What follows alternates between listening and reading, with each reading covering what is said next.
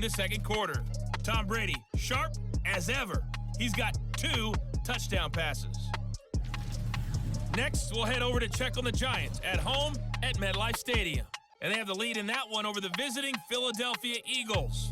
2 touchdowns there for Saquon Barkley. Finally, let's get down to Houston. Check on the Texans at home at NRG Stadium. And it's the visiting Jets who have the lead in that one. A touchdown pass for the number 2 overall pick, Zach Wilson.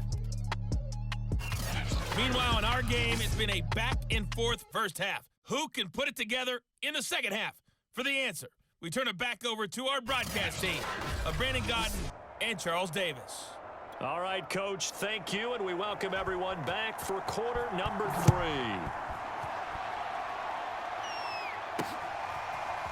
And here comes a return from a few steps into the end zone.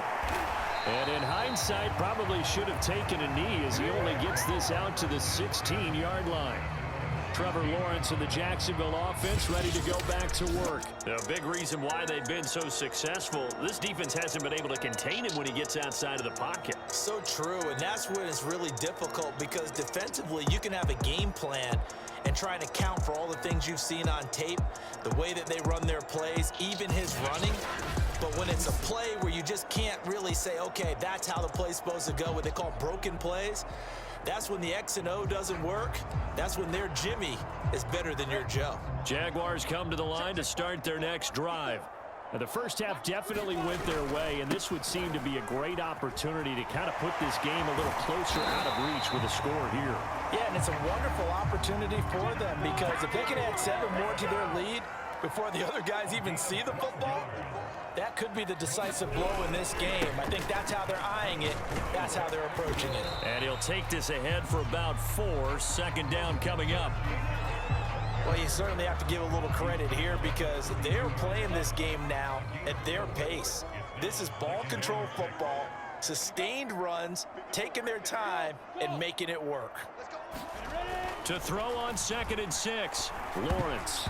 And that almost their first INT of the ball game. Had his sights on it, but he couldn't seal the deal. So after the second down incompletion, they'll come up now against a 3rd and 6. Looking to throw, Lawrence. Escaping the pressure right. And he nearly got the first himself, but it scrambled. But now they're looking at a 4th down situation. I liked his effort there. He got it done on his own. But let's face it, he puts defenses in a really stressful spot when he takes off and runs because a lot of guys have coverage responsibilities. Good job of rallying, though, because I thought when he first took off, he might pick up the first down. Boy, a curious decision to go for it. Doesn't pan out. And the Falcons will take control of the football in great field position. Throwing now, Ryan on first down. And the Jags get to him as down he goes. Devon Hamilton forced his way through, drops him for a loss of 10 yards.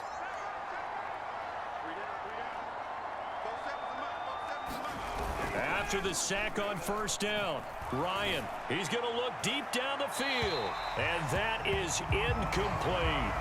Well, we saw that they had a lot of success last week throwing the football, but that hasn't translated to this week. But with his team behind, I don't expect him to back off. I expect him to keep firing.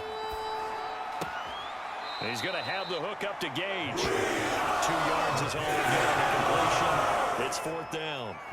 Here's Thomas Morstead now as the drive goes backwards, so he's on to punt it away. And no return here. Where will they spot it? They say just outside the 20-yard line. So here are the Jaguars to take over on offense. They've won 2 straight, and they lead this one as well as they come up on 1st and 10. Harris starts the drive on the ground. 53 yards on the ground for him so far. Now, Brandon, that's the way you want to run the football. There should almost be quote bubbles above the offense right now. Bam, boom, biff. That's how they feel good about moving the football. So many teams want to throw the ball in this situation nowadays, but I love watching a team that has enough confidence to go ahead and run the football in that situation. That's almost a tendency breaker. They'll run on first down. It's Harris, and they will only muster a yard here to the 38. No doubt about it. A really nice job there by the defense, not allowing him to get to the perimeter. But that means your defensive ends, your outside linebackers, the guys that you pay big money to sack the quarterback, they also have to have interest in the running game as well. And they did a nice job there of holding the point of attack and not giving ground.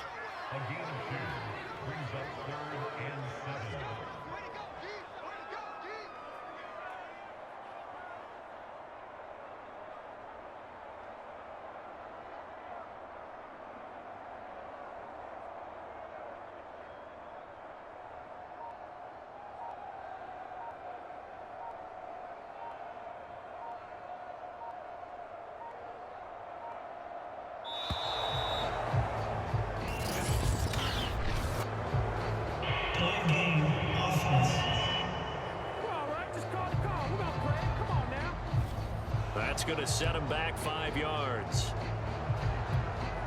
After the delay, they're backed up even further for 3rd and long. Now Lawrence. The pressure gets to Lawrence, and he'll go down. Jannard Avery able to get him down for a loss of 11, and it brings up 4th down. The Cook now on to punt as he gets this one away. It's a 42-yard punt. They keep him to just a yard on the return. And the Falcons will be taking over 1st and 10.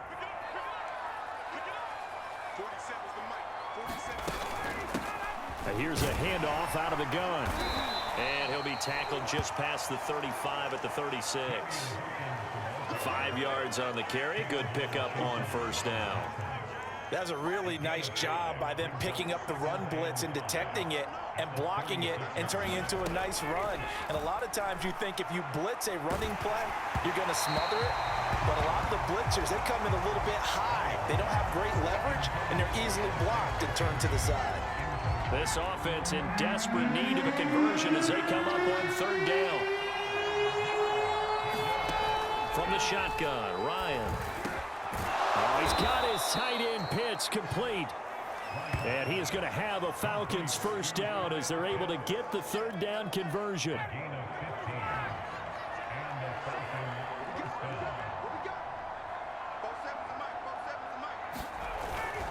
On 1st down, it's Hawkins. Room here to run. Past the 20. And he is into the end zone for a Falcon touchdown. A great play there. His 3rd touchdown now on the year. And the Falcons are able to cut into this deficit here in the final minute of the 3rd. Koo able to connect on the extra point. And the lead will be cut down to 14. Morstead out now following the touchdown to kick. Fielded just outside the goal line. And he'll take it up past the 25 to the 26. The Jags offense now gets set and heads back onto the field. Their lead down from 21 to 14, but still sitting in a great spot, up 2 scores here in the 3rd quarter. Eluding the pressure right. There's Manhurts, the tight end. And that's good for a pickup of 10 yards. And it'll be 2nd and very short. Well, that's always a good place to throw it just because he's one of the biggest targets not only on this team but in the National Football League. And you and I both know the quarterbacks love these large-bodied tight ends, and why not? Nowadays, they're really wide receivers who are just taller and have a little bit more weight. These guys catch the football, make big plays downfield. In the old days, we wanted them to block. Now coaches want them to catch the football first.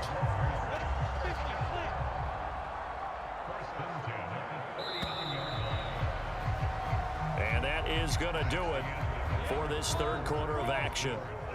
We'll return with more after this. You're watching the NFL on EA Sports. Flush to his right. Going top shelf for Smith-Schuster. And this nearly an interception, but it's incomplete. Well, a turnover really would have helped him there, but not to be. On 2nd and 10. Lawrence, nowhere to go here. He lost the football, and the Falcons grab it. And his guys are going to get the football at the 28-yard line. Partner, that one looked like it was over. I mean, they had control, had the football, and the defense had to make a play in order to keep them in the game. That's exactly what they did. And now that door ajar, 2-score game, so hold on here, not done in the 4th. Good yardage on the completion there. And when they look at the scoreboard, they do understand a field goal is not going to do them any good. My guess, they're going to press the ball downfield as far as possible, try and throw it. And his first carry, he loses the football. And the Jags grab it. And a big turnover there as his guys will get the football back. Well, he's not the starter coming in, getting his first carry off the bench. That's not the way to earn more carries. You have to stay in the game, even if you're not on the field, right?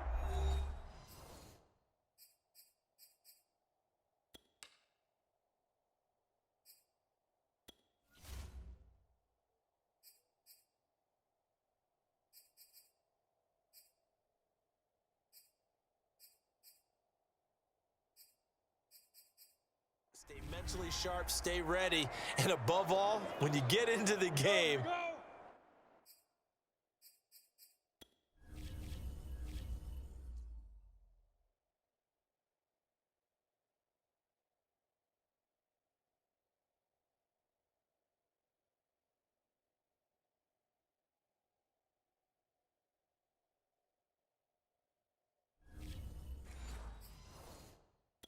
hold on to the football. Don't let the other team have it. A handoff to Harris to begin the drive. And able to break one tackle, but then quickly brought down. But a nice little gain. A good run, got 7 on first. Here's 2nd and 3.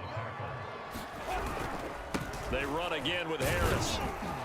And they'll get him down here at the 23. So signs of life in what's been a dormant offense in this second half. Here's 1st and 10. Looking to throw. Lawrence. Going top shelf for Smith-Schuster. And that will be incomplete. Would have been a big hitter if they had connected. Instead, it's 2nd down. 2nd and 10 now. It's Lawrence. Back to Smith-Schuster. This time complete. And they get him down, but not before he takes it across the 40-yard line. Well, that should be a reminder defensively, and I think it's a reminder to myself because you just can't sell out to stop the run. There's still enough time that this offense can move the football through the air, even on 1st and 2nd downs, and they obviously picked the right spot to throw the ball there. Charles, thinking back to what you said in the first quarter, that part of the magic elixir for a road victory for these underdogs was going to be winning the turnover battle. Well, they only have one right now. Look at the scoreboard. Yeah, not exactly playing to the form that I subscribed, right? When you talk about winning that turnover battle, that evens things out, especially for a road team, especially for a team that's an underdog. And he'll be taken down, but not before he works it past the 50. Another nice pickup through the air, and I think a lot of people might expect them to run the ball in this situation, Brandon, but with this lead, they're electing to throw the football. Swings, slants, quick outs, things that they consider safe. And he'll get this down only to about the 46. Foyesade Aluakan made the tackle there from his safety position. The last run got a couple. Here's 2nd and 8. And they'll go again with Etienne. Give him 3 on the run there. Now they're looking at a 3rd and about 5. Brandon, I've got to think this offensive line has got some smiles on its faces. And I know it sounds crazy, but they practiced for this back in training camp. They knew they'd be in situations where it'd be extra defenders in the box coming after them, trying to keep them from locking down a game. Right now, they want to show the world they're up to the challenge. And now we'll get a stoppage here. There appears to be an injured Falcon on the field. While the training staff works on him, we'll step aside and be right back.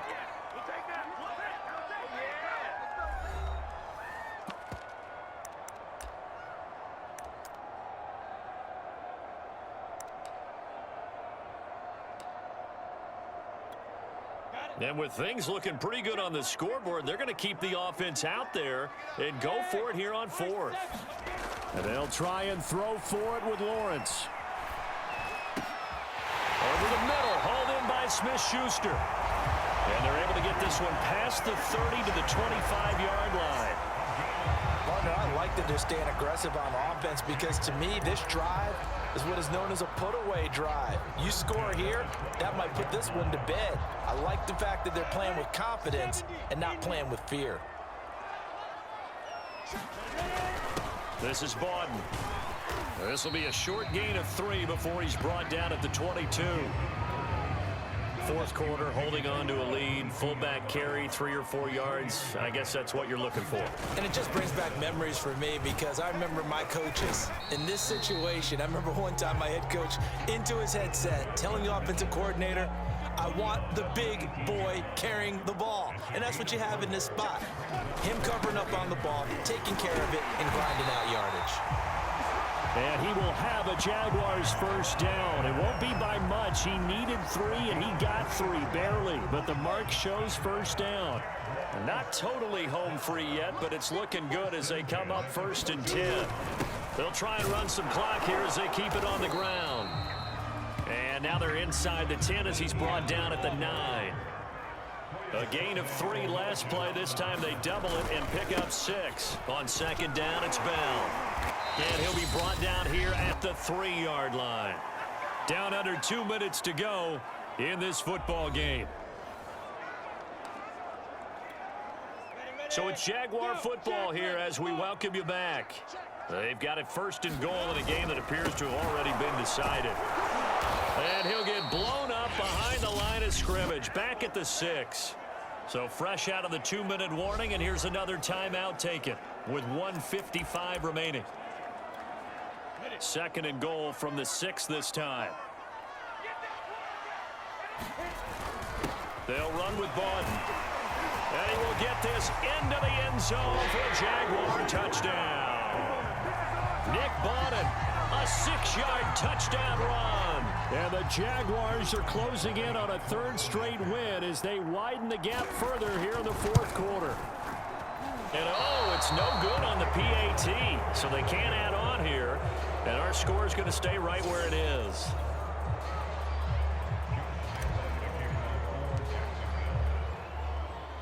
Now he's back out there to boom this one away, maybe with some frustration after the PAT miss. McKenzie will not return this, and it'll be brought out to the 25. About set to begin their next drive, the Falcons offense at the line. Let's just be frank, they're playing for pride at this point. That's all that's left because victory, not a chance now. And I can't wait to see how they actually go about doing it because there are a lot of people watching the body language of the guys on the field now, and if they call plays they want executed, they need to do that and do it really well. Otherwise, there could be repercussions. We'll see how they handle the waning moments of this one. The throw on target to his receiver, McKenzie. And down he goes at the 45 after a pickup of 9. Throwing again, Ryan. Now he'll dump it underneath to his running back, complete. And he's going to have another first down as the tackle's made at the Jaguars' 30. And he gets this one to Ridley, complete. The Falcons going to use the 2nd of their timeouts, as they'll stop it with a little over 30 ticks to go in the football game. From the red zone now, here's Ryan on first down. That's caught. Touchdown, Falcons! Russell Gage with touchdown number 7 on the year. And the Falcons have got it back to a 2-score game here in the 4th. Extra point by Koo, up and good. And that cuts this lead down to 13. So time definitely not in their favor. Down 2 scores, but they'll try the onside kick. And this is going to be recovered by the Jaguars. And that should just about do it. They knew they needed a miracle. They had to have that onside kick. They didn't get it.